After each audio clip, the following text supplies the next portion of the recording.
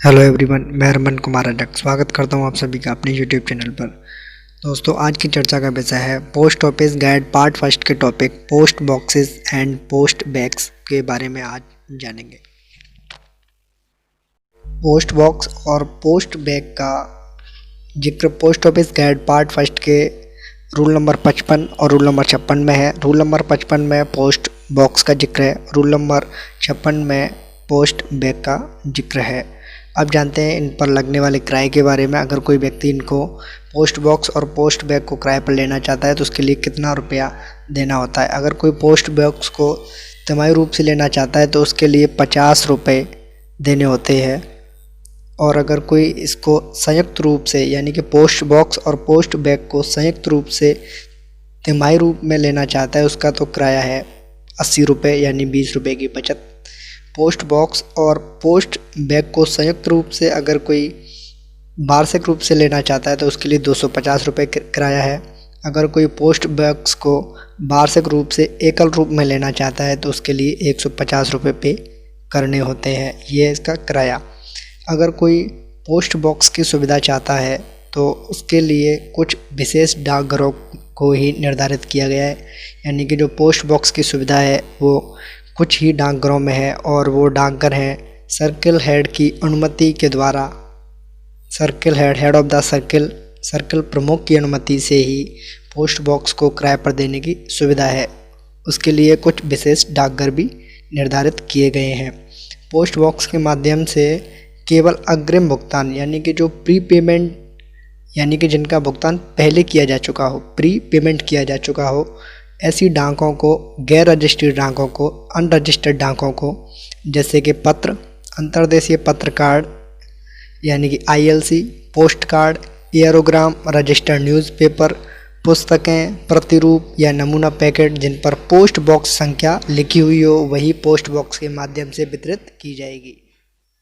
किसी व्यक्ति या फर्म के पास में पोस्ट बॉक्स नहीं है, अगर वो डाक अपने पोस्ट बॉक्स के माध्यम से वितरित करवाना चाहते हैं तो उनकी कुछ शर्तों के साथ में ही डाक वस्तु वितरित की जाती है, जैसे कि उस पर केयर ऑफ पोस्ट बॉक्स संख्या लिखी होनी चाहिए, यानी केयर ऑफ लिख करके उसका पोस्ट बॉक्स का नंबर लिखा होना चाहिए, और कौन लोग इस डाक को रिसीव कर सकते हैं। डाक वस्तु पर पता पोस्ट बॉक्स के किसी वैध कर्मी का होना चाहिए, यानी कोई वैलिड कर्मी हो, यानी कि किसी फर्म में 4 लोग हैं तो उनके नाम से अगर पोस्ट बॉक्स नहीं है तो केयर ऑफ पोस्ट बॉक्स संख्या लिख करके वो डाक वस्तु पर पता लिख करके पोस्ट बॉक्स के माध्यम से अपनी डाकों को मंगवा सकते हैं। वहीं अगर डाक वस्तु पर पता किराएदार के किसी परिवार या अतिथि का हो तो वो डाक वस्तु पोस्ट बॉक्स के माध्यम से बांटी जा सकती है। वहीं अगर किसी डाक वस्तु पर पता मान्यता प्राप्त ज्ञात प्राधिकरण के प्रशिक्षुओं, ट्रेनीज़ को अगर उनके नाम से डाक आई है तो उसको भी पोस्ट बॉक्स के माध्यम से बांटा जा सकता है। अगर पोस्ट बॉक्स के किराएदार से संबंधित अगर कोई आकस्मिक आगंतुक है, यानी कि कोई इमरजेंसी में कोई मेहमान आता है, आगंतुक आता है, या कोई वाणिज्यिक प्रतिनिधि है तो उस व्यक्ति के नाम पर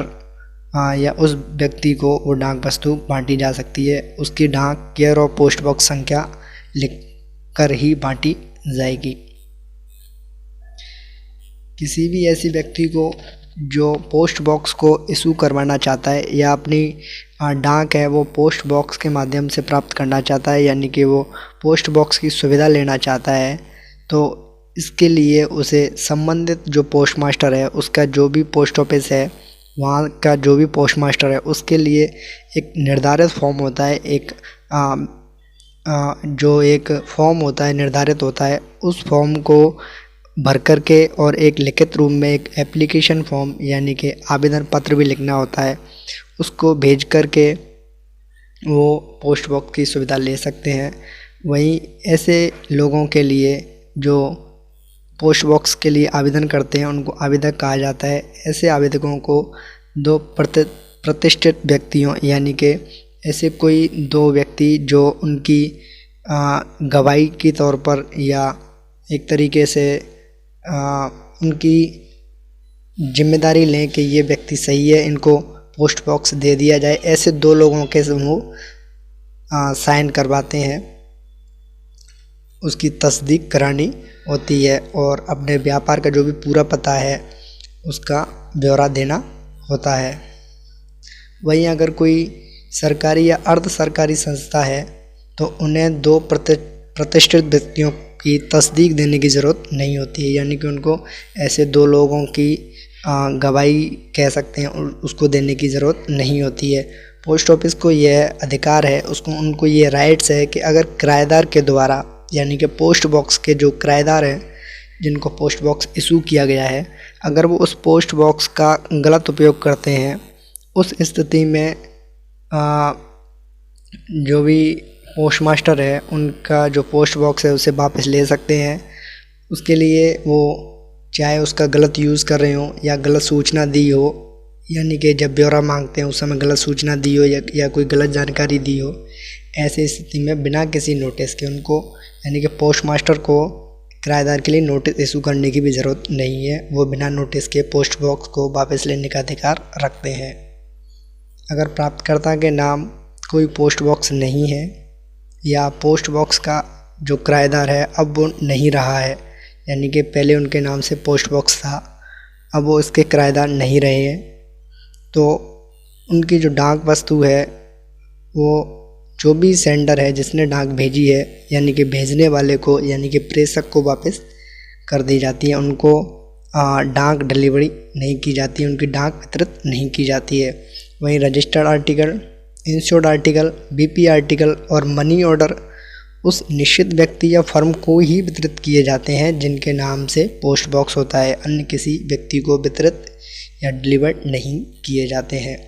पोस्ट बॉक्स का किराएदार यदि अपना पता बदलता है, यानी कि अपनी लोकेशन चेंज करते हैं, वो लोग एड्रेस चेंज करते हैं या अपनी जो ऑफिस है वो कहीं और शिफ्ट करते हैं, दूसरी जगह लेके जाते हैं, तो ऐसी स्थिति में परिवर्तन के 7 दिन के अंदर, जब वो अपना चेंज करते हैं उसके 7 दिन के अंदर सूचना उनको पोस्ट मास्टर को देनी होती है। अगर सूचना गलत दी जाती है तो पोस्ट मास्टर को यह भी अधिकार है कि वो पोस्ट बॉक्स को बिना किसी नोटिस के वापस ले सकते हैं। ये अधिकार पोस्ट मास्टर को दिया हुआ है। पोस्ट बॉक्स का किराया एडवांस में और आवेदन पत्र के साथ में ही जमा कराना होता है। अगर पोस्ट बॉक्स किसी फर्म या व्यक्ति को अलॉट कर दिया गया है, यानी कि उनके नाम से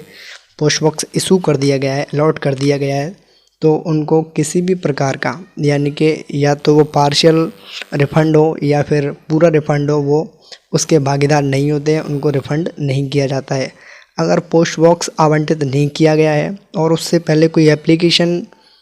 वो व्यक्ति पोस्ट मास्टर तक पहुंचा देता है, तो पोस्ट मास्टर उस एप्लीकेशन पर विचार कर सकते हैं कि उनको रिफ़ंड दिया जाना चाहिए या नहीं दिया जाना चाहिए।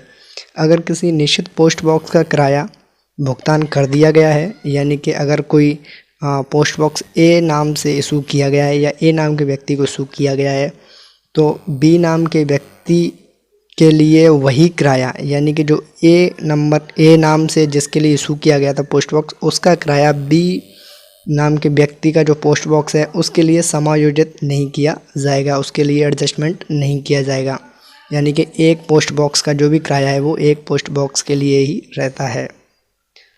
पोस्ट बॉक्स की किराए की अवधि के दौरान किसी भी समय यदि किराएदार से ताले की चाबी हो या ताला हो या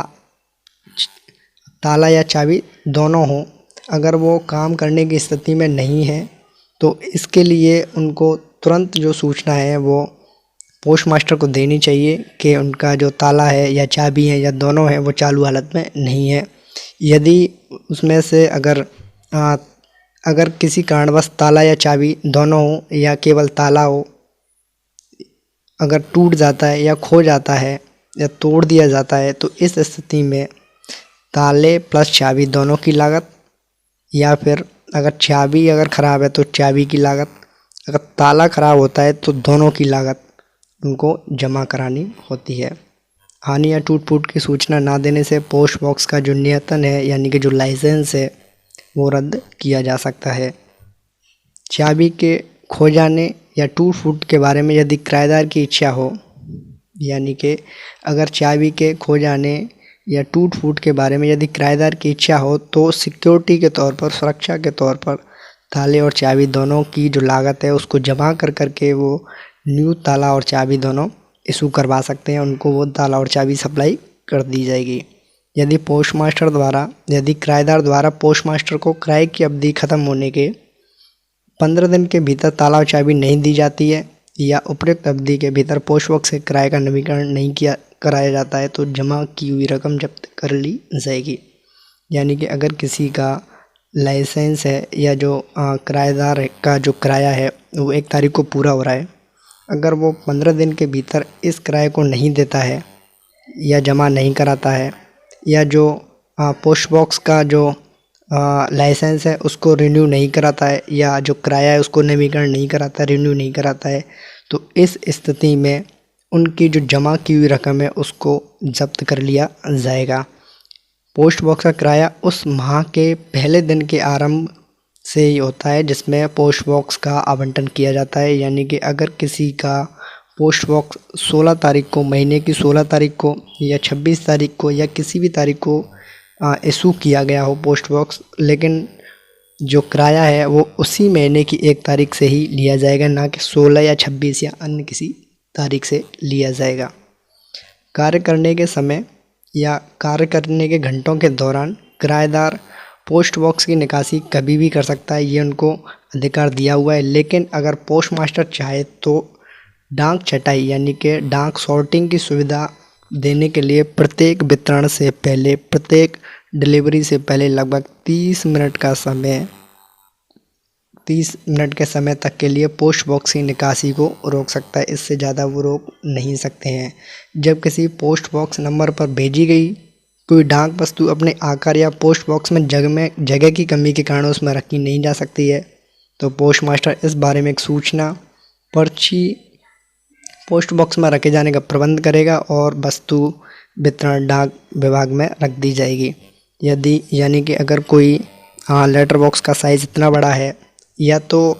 किसी कारणवश डाक वस्तु की जो आकार है या लंबाई है वो इस पोस्ट बॉक्स से ज़्यादा हो, या फिर अगर कोई पोस्ट बॉक्स है वो आधे से ज़्यादा भरा हुआ हो और उससे ज़्यादा की जो डाक वस्तु अगर कोई आ जाती है जो इसमें नहीं रखी जा सकती है, तो इससे संबंधित जो सूचना है, डाक वस्तु से संबंधित सूचना है, वो पोस्ट बॉक्स में पर्ची के रूप में रख दी जाएगी और जो डाक वस्तु है उसको उठा करके वस्तु जो वितरण विभाग है उसमें रख लिया जाएगा। पोस्ट बॉक्स की चाबी खो जाने के कारण या पोस्ट बॉक्स से डाक लेने में असमर्थ होने की स्थिति में पोस्ट बॉक्स को भेजी गई वस्तुएं उसको या संदेश वाहक को खिड़की पर वितरण के निर्धारित समय यानी कि काउंटर पर उसकी डिलीवरी की जाएगी, वो भी फिक्स टाइम के दौरान। वितरण टिकट प्रस्तुत करने पर केवल काउंटर पर ही दी जाएगी। यानी कि उनकी जो डाक है वो केवल काउंटर पर दी जाएगी और उसके लिए उनको वितरण की टिकट प्रस्तुत करनी होगी, वितरण की टिकट दिखानी होगी। यदि पोस्ट बॉक्स का किराएदार 1 हफ्ते तक डाक की निकासी नहीं करे तो पोस्ट मास्टर है वो रजिस्टर्ड डाक से डाक निकासी कराने के लिए किराएदार को एक नोटिस भेजेगा। यदि उस नोटिस के बाद भी डाक की डिलीवरी नहीं की जाती है, डाक वस्तुओं की निकासी नहीं की जाती है,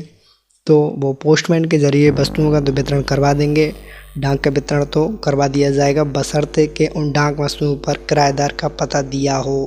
या उसे ऐसा करने की हिदायत दे रखी हो तो ही। ऐसे पोस्ट बॉक्स धारक जिन्हें बड़ी संख्या में डाक प्राप्त करनी पड़ती है, यानी कि जिनके पास में डाक बहुत ज़्यादा आती है पोस्ट बॉक्स धारकों को, किराएदारों को, और जो आसानी से पोस्ट बॉक्स में नहीं रखी जा सकती हैं, उन्हें नियमों और शर्तों पर उसी पोस्ट बॉक्स का अतिरिक्त यानी कि एक एडिशनल पोस्ट बॉक्स किराए पर दिया जा सकता है। कब दिया जा सकता है? जब एक लेटर बॉक्स में ज़्यादा डाक होने की स्थिति में उनको उस लेटर बॉक्स में या पोस्ट बॉक्स में रखा नहीं जा सके तो उनको एक एडिशनल, एक एक्स्ट्रा पोस्ट बॉक्स किराए पर दिया जाता है। उसका नंबर है वो सेम रहता है। अब जानते हैं पोस्ट बैग के बारे में। पोस्ट बॉक्स का जो वार्षिक किराया था वो 150 रुपये है। पोस्ट बैग की जो सुविधा है वो डाक वस्तुओं के वितरण की व्यवस्था है, वो लगभग सभी वितरण डाकघरों में उपलब्ध होती है। वहीं जो पोस्ट बॉक्स होते हैं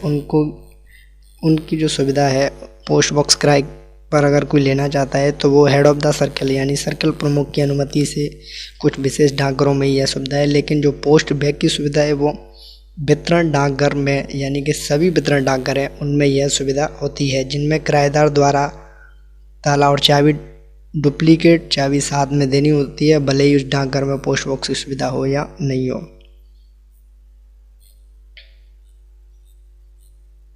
थैले के अंदर रखी हुई डाक वस्तुओं सहित ताला लगे डाक थैले किराएदार या संदेश वाहक को खिड़की पर वितरण के लिए निर्धारित समय के बीच टिकट प्रस्तुत कर काउंटर पर ही सुपुर्द कर दिए जाते हैं, यानी कि उनको वहीं पर डिलीवर कर दिया जाता है। पोस्ट बॉक्स के माध्यम से अग्रिम भुगतान किए हुए, प्री पेमेंट किए हुए अनरजिस्टर्ड पत्रों, पोस्ट कार्ड, अंतर्देशीय पत्रों, समाचार पत्रों, पैकेटों का वितरण किया जाता है।